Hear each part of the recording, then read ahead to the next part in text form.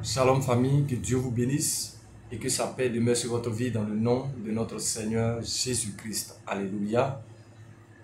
Votre serviteur, le prophète Ézéchiel Conan, leader du ministère des Oliviers en action pour Christ. Alléluia. Ce soir encore, nous développons un nouveau thème intitulé « Comment découvrir la volonté du Seigneur ». Comment découvrir la volonté du Seigneur. Alléluia. Il est important, bien aimé, qu'en tant que chrétien, nous puissions découvrir la volonté du Seigneur.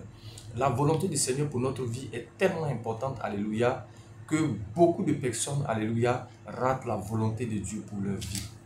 Et ma prière pour toi ce soir, c'est qu'au travers de ces enseignements, alléluia, le Saint-Esprit ouvre ton esprit, alléluia, pour te permettre de trouver la volonté du Seigneur, pour que tu puisses entrer dans ton appel au nom puissant de Jésus-Christ. Alléluia. Alléluia. Tout ce que Dieu a créé sur la terre a un but. Tout ce que nous fabriquons sur la terre a un but.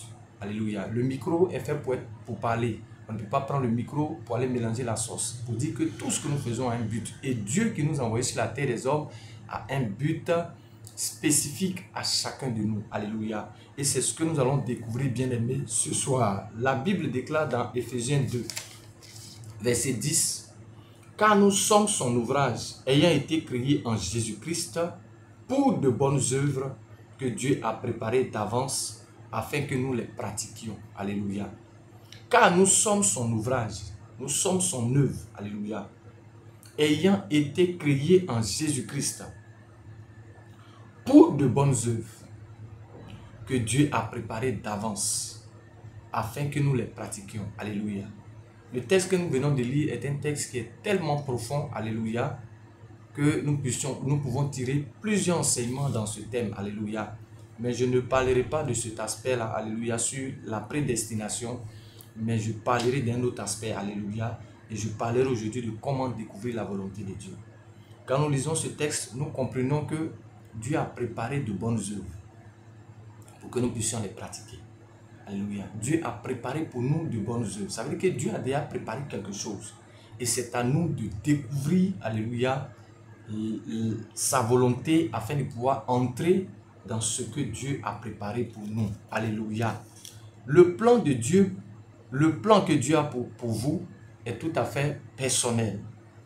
Uniquement à votre intention. Alléluia. Le plan que Dieu a pour nous, il est personnel. Alléluia. Comme j'ai l'habitude de le dire, lorsque nous sommes arrivés sur la terre des hommes, que nous sommes passés, alléluia, par la maternité, alléluia, lorsque nous sommes nés, nous étions seuls, alléluia. Même si notre mère a eu à concevoir soit des jumeaux ou des triplés, ainsi de suite, alléluia, mais chaque enfant est unique en son genre et vient avec une destinée particulière, alléluia. Et parce que Dieu a conçu un plan dans l'éternité pour que nous puissions, alléluia, les pratiquer. Alléluia. Le plan de Dieu pour vous est personnel. Uniquement à votre intention. Alléluia. Dieu sait que tu n'es pas allé à l'école. Dieu sait que tu es allé à l'école. Dieu sait que tu n'as pas la compétence. Dieu sait que tu as la compétence. Alléluia. Toutes ces choses ne peuvent pas empêcher le Seigneur d'accomplir sa volonté. Les disciples qui étaient autour du Seigneur, en parlant de Pierre qui était pécheur, à l'image de Paul, qui était quelqu'un qui était versé dans le judaïsme, versé dans la pratique, les autres ont été différents de lui. Mais le Seigneur a travaillé avec eux aussi. Alléluia. Ça veut dire que, quel que soit notre niveau de langue ou notre niveau d'étude, ça ne change pas le plan et la volonté de Dieu pour notre vie. Dieu sait que avec le langage que nous avons, nous pouvons toucher une certaine catégorie de personnes. Dieu le sait, c'est pourquoi il travaillera dans ce canevas avec nous. Si Dieu sait que notre niveau de langue est un niveau qui est soutenu, un niveau qui est haut, Dieu nous permettra de toucher un certain nombre de personnes. Alléluia. C'est pourquoi, bien-aimé, ne sois pas complexé dans le ministère. Ne sois pas frustré dans le ministère. Alléluia. Parce que Dieu a réservé une catégorie de personnes à qui tu dois t'adresser, à qui tu dois parler. Alléluia. Et tout ça, ça fait partie du plan de Dieu parce que chacun est unique. Alléluia. Chacun est unique. Psaume 32, verset 8 dit quoi? Je t'instruirai et je te montrerai la voie que tu dois suivre. Je te conseillerai, j'aurai les regards sur toi.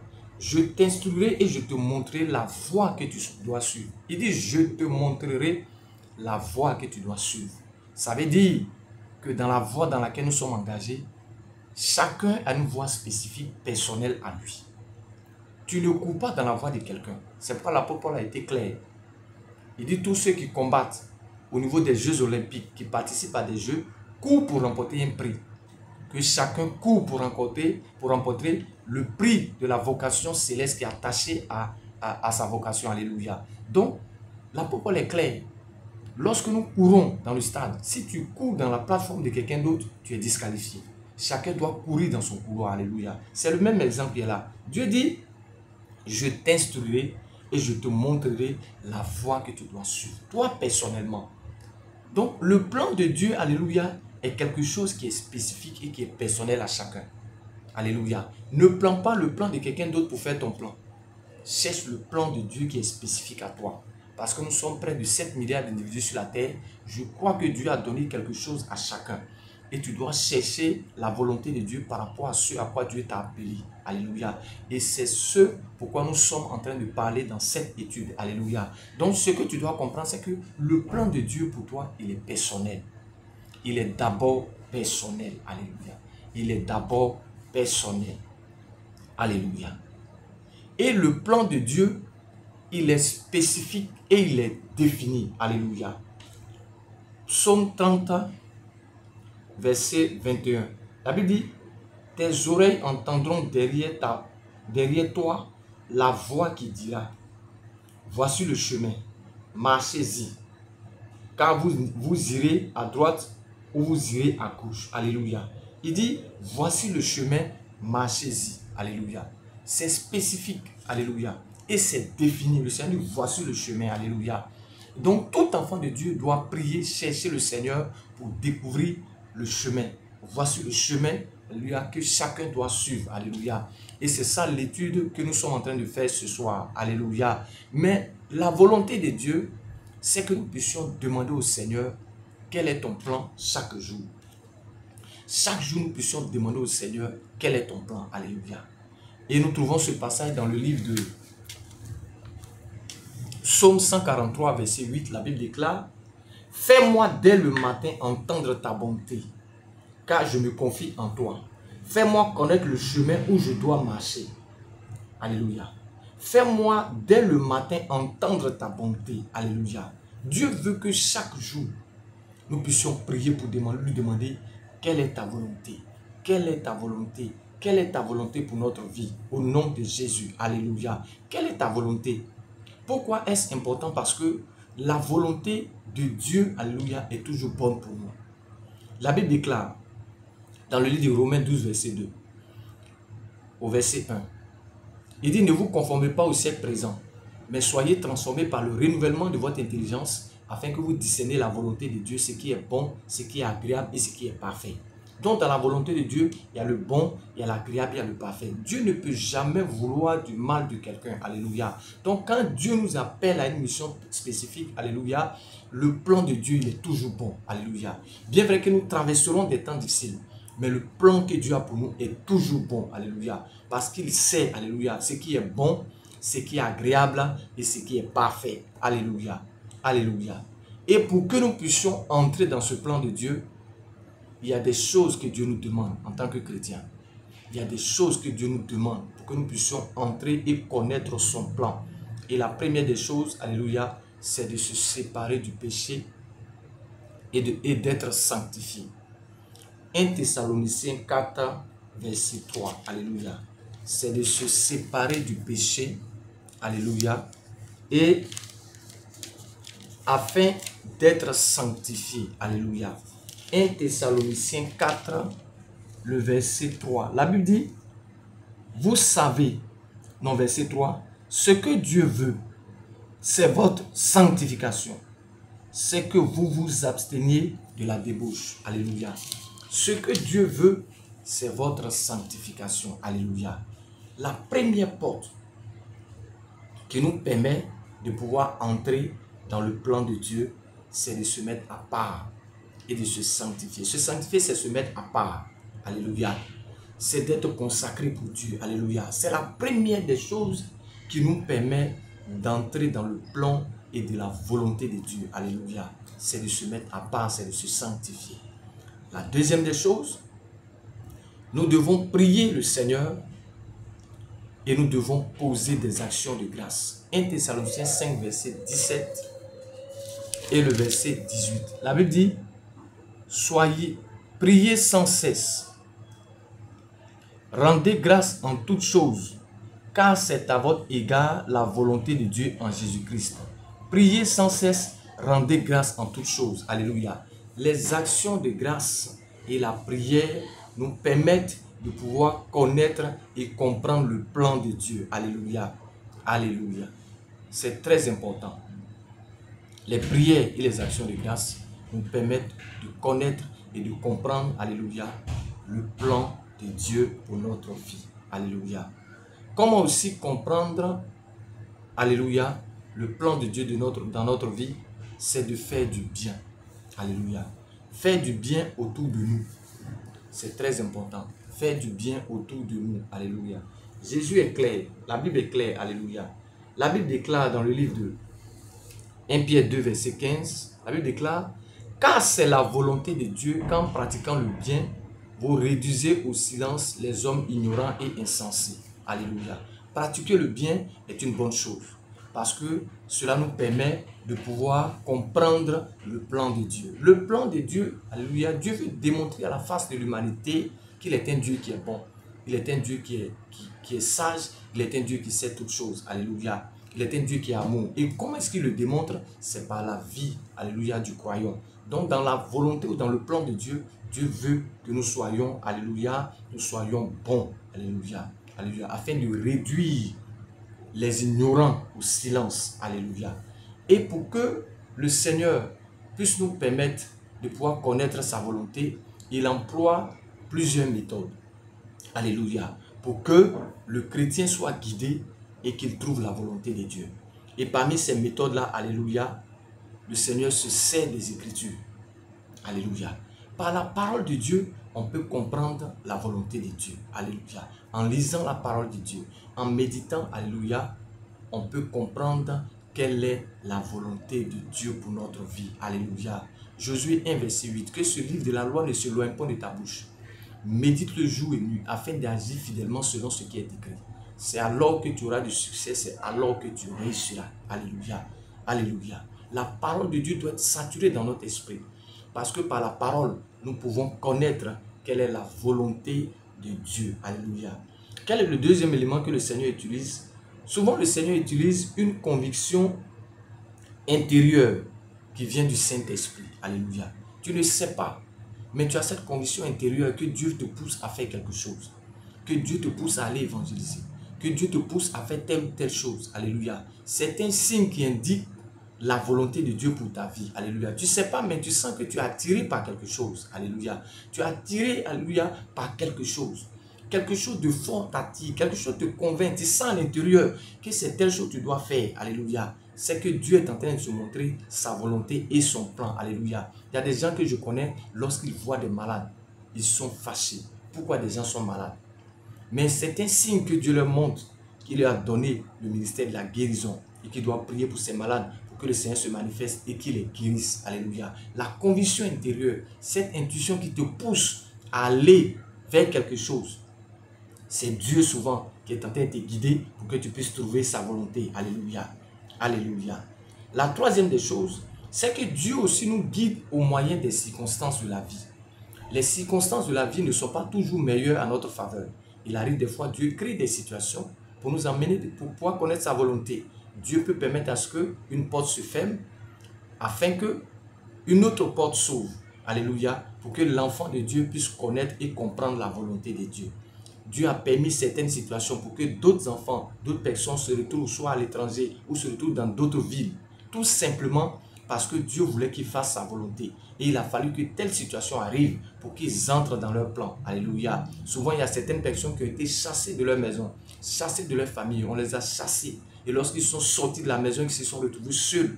Et c'est là que Dieu a commencé à les orienter et leur donner, alléluia, des directives sur ce qu'il veut faire avec eux. Alléluia. Donc, en tant que chrétiens, nous devons comprendre que certaines circonstances autour de nous peuvent nous aider à comprendre les plans et les desseins de Dieu. Alléluia. Alléluia. Parfois aussi, Dieu aussi peut se servir, alléluia, des signes. Nous pouvons demander des signes à Dieu pour connaître sa volonté. On a vu le cas de Gédéon. Gédéon que le Seigneur appelle pour qu'il parte libérer le peuple d'Israël. Alléluia. Et qu'est-ce qui va se passer? Gédéon a dit à l'ange, attends-moi, je vais chercher mon offrande. Après, il demande encore des signes. Alléluia. Lorsqu'on lit le texte, alléluia, dans Juge chapitre 6, on peut comprendre. Il demande des signes. Il dit à Dieu, je vais placer la toison. Si j'arrive le lendemain et que je regarde, si un côté est mouillé et que l'autre côté n'est pas mouillé, c'est que, effectivement, c'est un signe.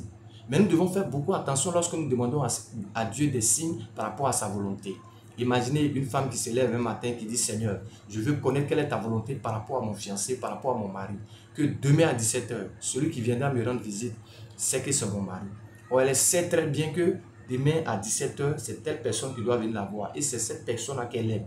En ce moment, ce n'est plus demander des signes à Dieu parce que c'est quelque chose déjà qui est en rapport avec ce qu'on veut. Alléluia. Donc, quand nous devons demander des signes à Dieu, nous devons faire beaucoup attention. Nous devons être neutres. Tu peux te retrouver sur un territoire. Seigneur, je suis venu en ce lieu, sur ce territoire. On t'a dit que dans ce lieu, ça fait des mois qu'il ne pleut pas, qu'il ne pleut pas ici. Tu peux dire, Seigneur, tel est le signe. Si réellement tu m'as appelé, que tu veux accomplir telle volonté, que demain il pleuve. C'est un signe qui est palpable. Ça, Dieu peut répondre parce que ça ne dépend pas de toi. C'est Dieu qui doit confirmer pour démontrer. C'est comme si la personne est neutre. Tu ne veux pas de la pluie. Mais on te dit qu'ici ne pleut pas. Et tu dis à Dieu, si réellement tu m'as appelé, que tu veux que j'accomplisse telle chose, qu'il pleuve demain. Sachant que dans cette zone, il ne pleut pas. Donc, la probabilité est que ce n'est pas sûr que ta requête soit approuvée par Dieu. Mais si ça se fait, c'est qu'effectivement Dieu est dedans. Alléluia. Donc, pendant que nous demandons des signes à Dieu, nous devons faire notre possible pour être le plus neutre, pour ne pas que la décision que nous sommes en train de prendre influence notre manière de voir les choses. Alléluia. Alléluia. Alléluia. Et pour terminer, je dirais comme ça que, alléluia, un des hommes de Dieu a donné cet exemple-là. Il a dit comme ça que pour trouver la volonté de Dieu, nous devons abandonner notre propre volonté. Alléluia.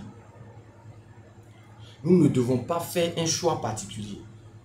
Nous devons être absolument neutres. Pour trouver la volonté de Dieu, nous devons abandonner notre propre volonté. C'est ce qu'il a dit. Nous devons quoi? Chercher la volonté de l'Esprit au travers de la parole de Dieu. Chercher la volonté de l'Esprit au travers de sa parole.